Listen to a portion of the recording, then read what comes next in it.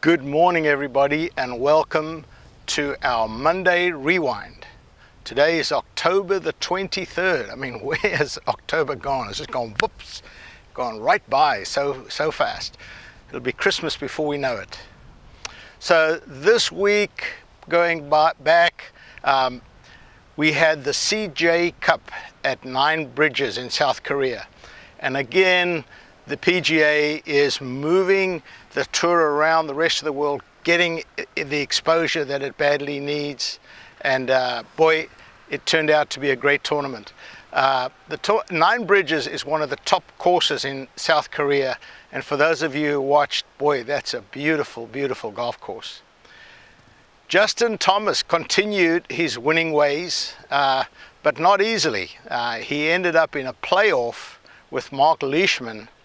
And unfortunately, on the 18th hole, which was the first playoff hole, Mark Leishman hit his second into the water.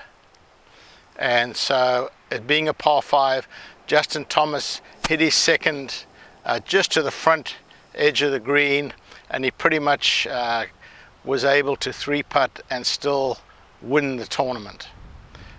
He did not 3-putt, by the way. He putted it up and knocked it in for a birdie, but it was a nice convincing win. This is his 7th PGA Tour win and his 6th this year. So, you know, what a fantastic year. He definitely deserves the Player of the Year with one major. And I think next year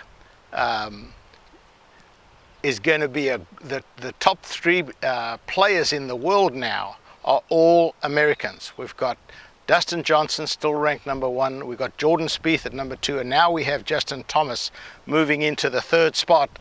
And that's the first time since 2010 when it was Tiger, Phil, and Steve Stricker. It's the first time we've had 3 Americans in the top 3 positions in the world. So exciting stuff going on for the American players. I cannot wait for the Masters.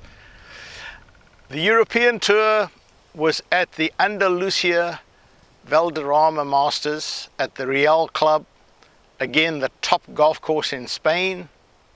And Sergio Garcia was the host of the tournament, and he didn't take the host lightly. He went out and he won the tournament. Great battle coming down the final 9 holes with Joost Luiten. The two of them, Joost is from Holland, and there was a fantastic match between the two of them going head to head, and Joost was hitting some irons close, sank some clutch putts. And I liked the one hole where Joost had about a 6-footer for birdie to kind of just stay within 1, and he knocked it in, and Sergio actually stood and waited for him at the end of the edge of the green, so that when he walked up, gave him a little fist pump. We need to see more of that. The LPGA, Yoon Hee Ji, who won the 2009 US Open, and we haven't heard much from her since. She won the Swinging Skirts LPGA Taiwan Championship at the Mirandia Resort in also South Korea. It was a bit of a one-sided match. She won by 6 over Lydia Ko. Lydia Ko shot a 65 in the last round and didn't make up a shot. So Yoon Hee Ji also shot a 65 to win in grand fashion. The local favorite, Yanni Singh, shot a 69 in the final round to finish 17th. So, you know, congratulations to her. I hope she comes back and gets back to where she was, world number 1.